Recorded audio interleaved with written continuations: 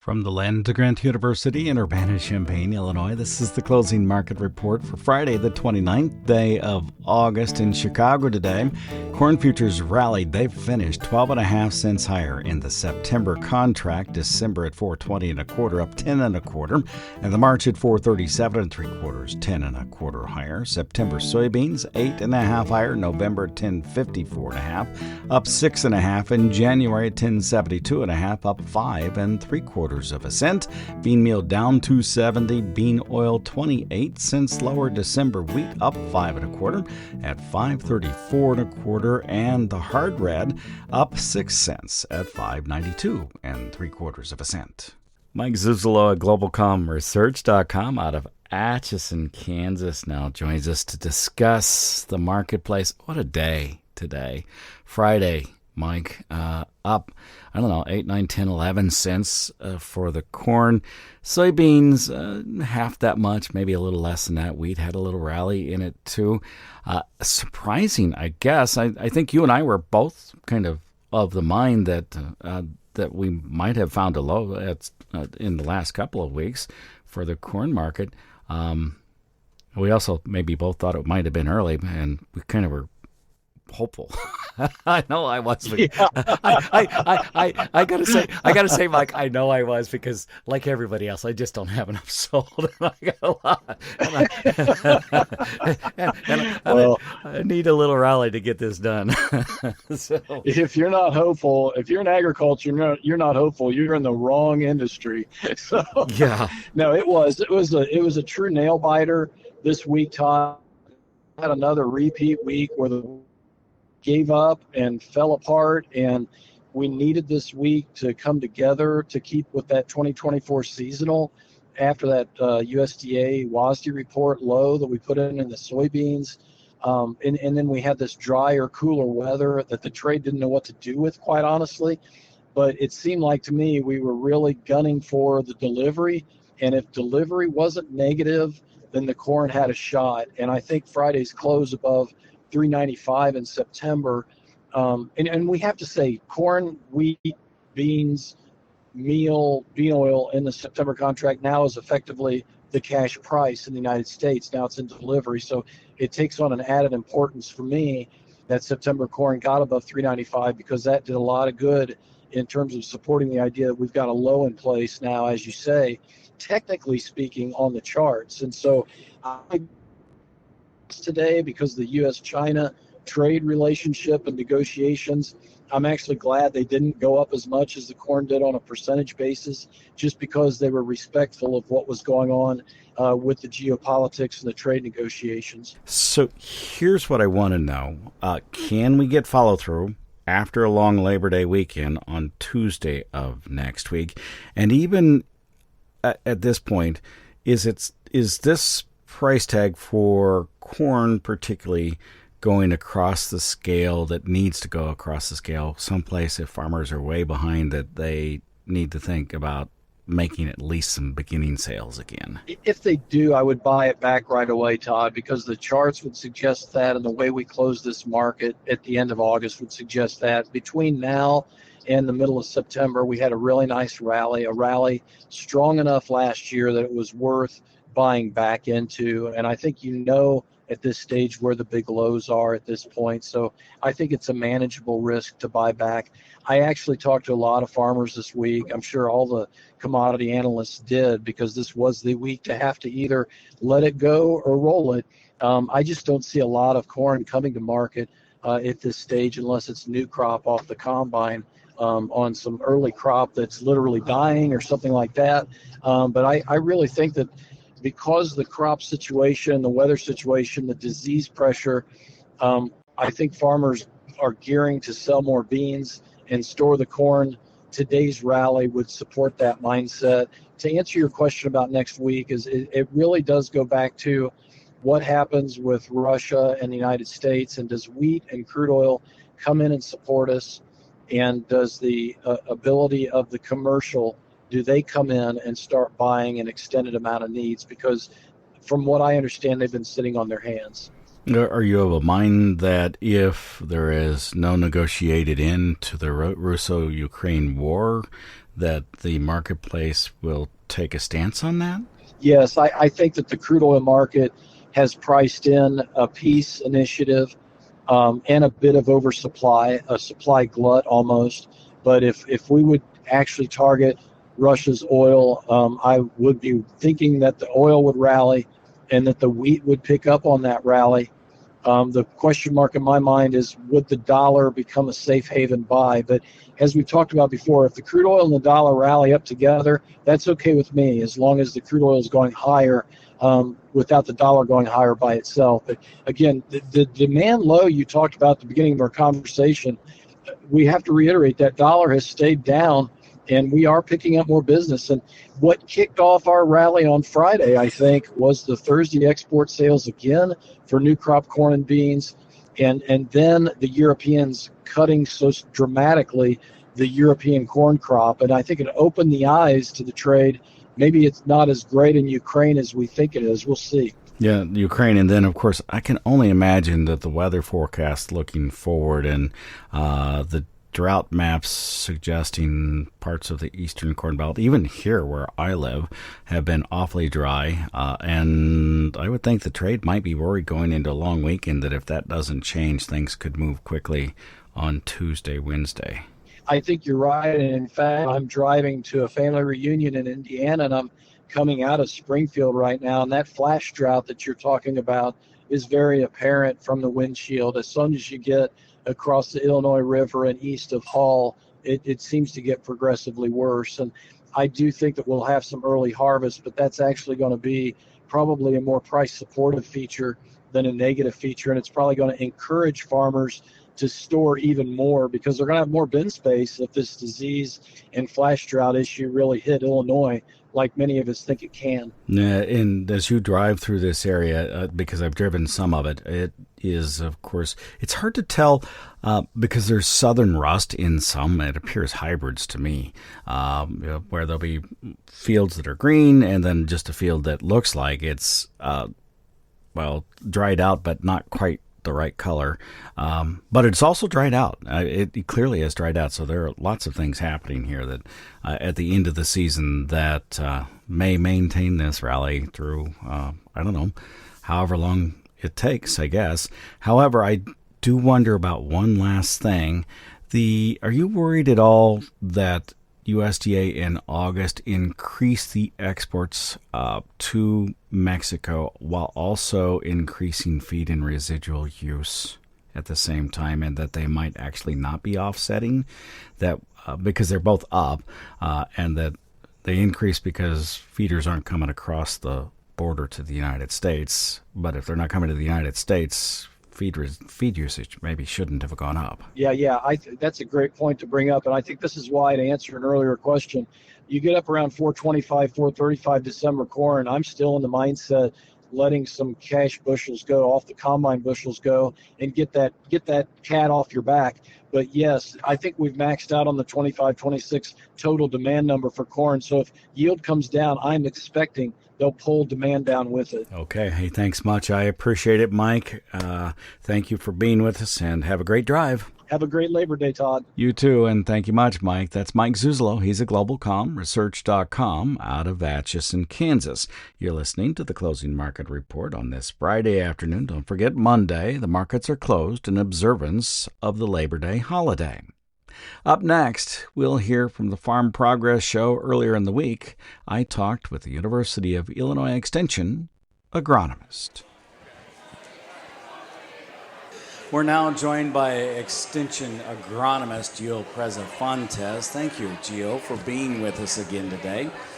What do you think has happened to this crop since USDA took its yields the first time around on August 1st, mostly satellite-based, some survey numbers?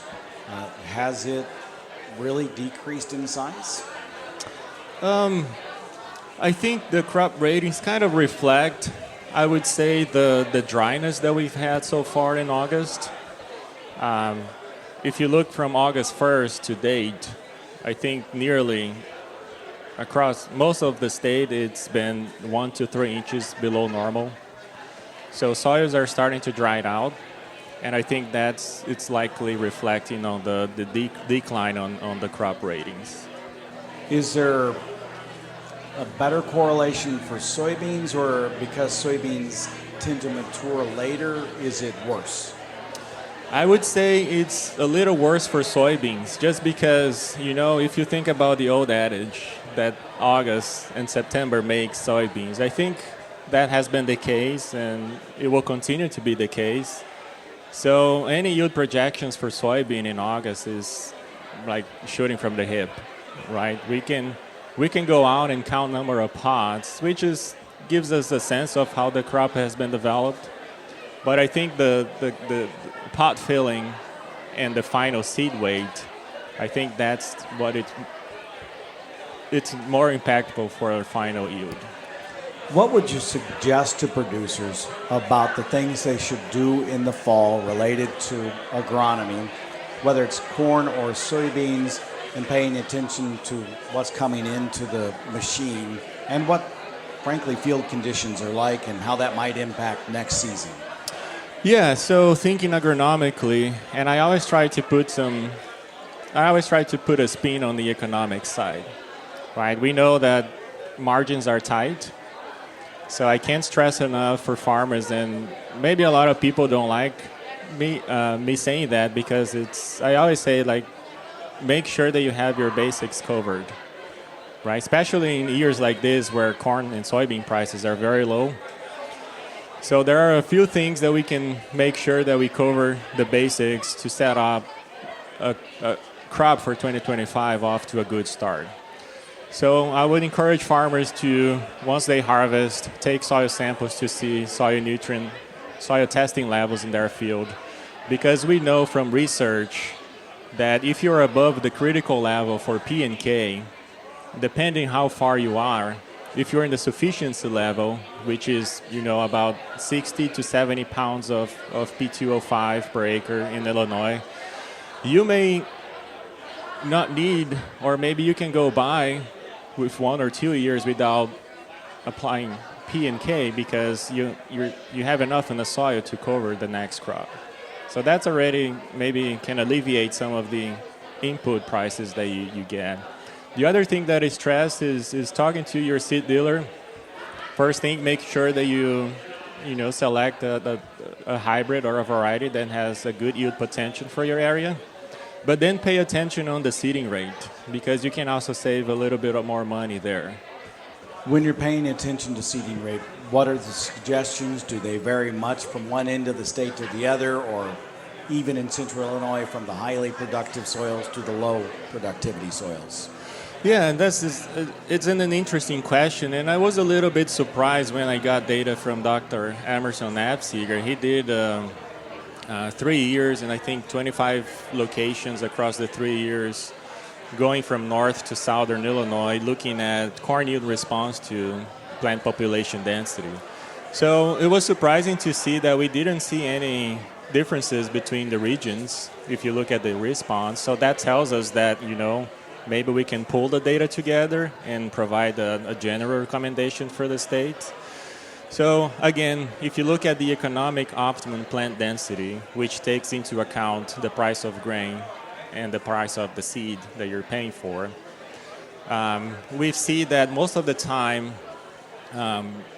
we only need about 34 to 36,000 plants per acre at harvest to maximize profitability in corn.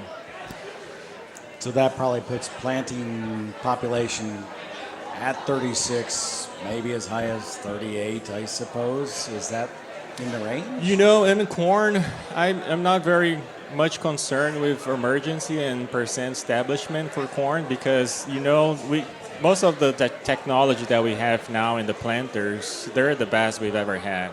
We often see maybe 90-95% emergence, so I would start with that. So maybe planting 37,000 seeds per acre for corn would be a good start. And farmers know their field, and they know the fields that need a little bit more or a little bit less. So, but I think that's a good starting point to keep in mind. advice for soybeans and what you should watch? Yes, for soybeans, again, we have data across the state covering all the three regions, and it's similar. And we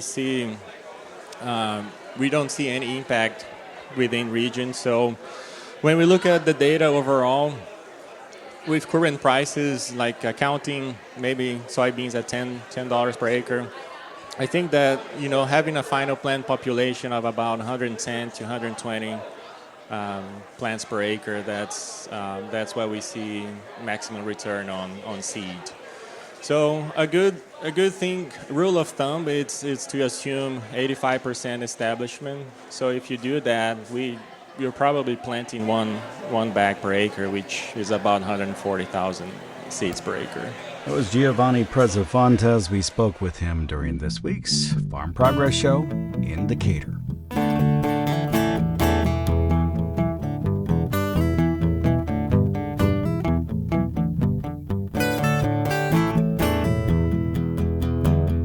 On this Friday afternoon, let's check in with Eric Snodgrass. He's with Nutrient Ag Solutions in Daggerville. Good afternoon to you, Eric. Thanks for being with us again. Yeah, you bet. Good to be back on. So let's talk about the cool weather that we have in place now. What can you tell me about how it was caused and, more importantly, how long it's going to stick around?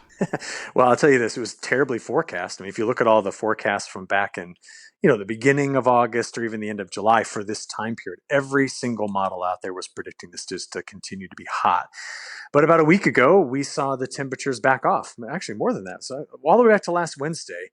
And now if you look back at the last 7 or 8 days in central Illinois, compared to the data we got going back to 1893, this is a top 5 coldest final weeks of August. And it's nice. I mean, it's absolutely amazing. I personally love it. Problem is, it's been so dry. But I'll say this before we talk a bit more about the rainfall. It's amazing how quickly you'll find ridiculous news articles about things, Todd. And I was sent one this morning, maybe by a friend of yours, Jeff Nally. Do you know Jeff out of the Cromwell? I do know Jeff. Yeah, sure.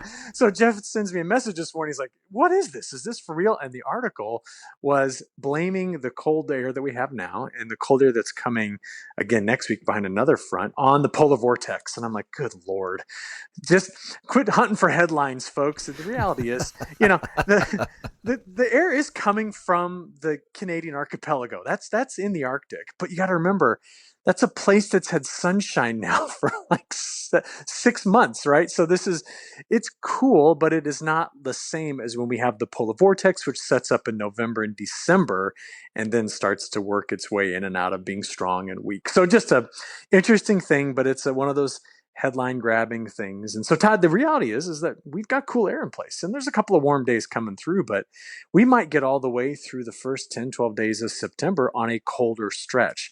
But the big thing everyone wants to know is there frost coming? And right now, I have no evidence of an early frost like we had in 74 when the first frost was on September 6th, I think, in that year. I don't know. I wasn't born, but I've been told by a lot of folks that was a crazy year to try to grow a crop because of that early frost. No, Trent Ford, the Illinois state climatologist, sends me some programming each and every Friday morning. In it today, he made note that Champaign County is the driest it has been, I think he said for the last 3-month period, or maybe it was 30 days. I don't remember, but since 1988. Yeah. it's been really dry. So is there rain sometime for the Corn Belt in the next 2 weeks? Not for us, not very much for us, but I know why Trent Ford's telling you that. I live by him. I've seen his lawn, and I'm sure he's wanting rain just as bad as I do.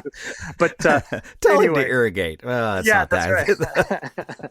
No, I do make light of it, but it's actually quite serious. The flash drought that's taken hold at the end of this growing season has targeted the Mid-South, the Ohio Valley, and our part of the Midwest. And unfortunately, the forecast is trying to put more rain down into Iowa, a little bit in Wisconsin, more into Minnesota, some even in parts of Missouri, but it seems to not want to fill in this central Illinois hole, meaning that we are going to continue to see the drier conditions. And Todd, I drove past some fields this morning that were south of Champaign, and if I didn't know any better, I'd say they're ready to harvest. They are so dried out. And I had one guy that told me that he already saw some moisture levels down to 20%. And so it's one of those things where Dry fall's okay, but we can't go this dry again. And all that area I just described to you funnels into the Mississippi River, which this morning was just 3/4 of a foot above low stage. And gosh, in April, it was nearly 40 feet above low stage. So that just shows you how quickly the water cycle works. Yeah, I was asking about that while we were at Farm Progress Show, concerned about logistics, trying to move grain, and especially when we have so much of it this fall. We may not have much of an export market going to the PNW, but I would hopefully we'll have something going out the Mississippi River. We will. We always do. But backing it up even on the Mississippi when you can't fill the tows is just going to add to the basis woes. So we'll have to worry about that. Now, turn your attention to South America. They will begin planting when? Yeah, some of them at the end of the weekend. So I did finally find out that on September 1, Paraná can start planting. That's on the very southern edge of the Cerrado. And then you have Goiás, Mato Grosso, and Mato Grosso do Sul all capable of planting on the 7th. And then the whole country can plant on the 14th. So none of them, I think, are going to do it. It's a dry forecast for those areas through the next 15 days. So the monsoon is not starting early, and they will not plant into dust under just hopes of rain. They typically wait on about 2 inches of rain before they start going. But where all that rain is it's parked on a cold front that's down in Argentina and very, very southern pockets of Brazil like Rio Grande do Sul, where we're expecting several inches of rain going forward. Now, here's what's interesting, Todd. It's dry north and wet south right now when you look at South America. But if this La Nina that's still trying to build, if it gives us its typical precipitation patterns, we expect that to flip by the time we get into December, January, February. In other words, wetter north and drier into Argentina and southern Brazil, which is what we're all going to be watching going forward, just to know if they are going to stay to the crop calendar and if they're going to, produce what they're capable of producing given a normal acreage increase. And to be honest, I know a lot of growers I spoke with this last week are asking me to invent a weather disaster for Brazil. And I'm telling you, I can't control this stuff, but that echoes the sentiment of just the farmer right now, right? We're at a point that we're looking for a black swan, and sometimes weather can deliver, but I don't see it in the near term happening in South America. We will check to see if a black swan develops before next Friday with you. I suspect not, but not in the weather anyway, but it could be. I suppose there are a couple of things that could happen. Could have a big wind. That would do the trick. Has done it in the past. So, but it feels like that's not in the offing. Hey, thank you much, Eric. You bet. Talk with you again next week. Eric Snodgrass is with Nutrien Ag Solutions and Agrible. Joins us here on the closing market report from Illinois Public Media. If you can stay with us, Commodity Week is next. If not, you can hear it on many of these radio stations over the weekend, and it's up online at willag.org right now.